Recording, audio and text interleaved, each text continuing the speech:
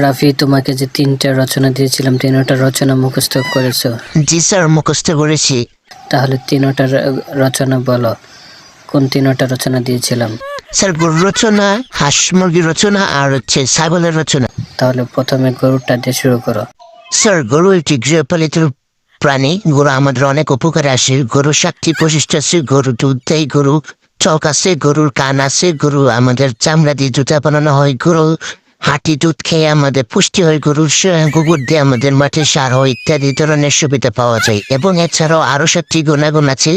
এই 7টি গুণাগুণ সহ আরো 7টি সংখ্যা দিয়ে যোগ করলে আরো 7টি মহাবিশ্ব, 7টি সমুদ্র, 7টি মহাসমুদ্র, আরো 7টি সংখ্যার ইতিহাস আছে, যা কোনো এক দলের 7টি 7 আপ খেয়েছিল। তাই আজ 7 সংখ্যাটি একটি গর্বিত যে 7 সংখ্যার সাথে মানুষ পরিচিত।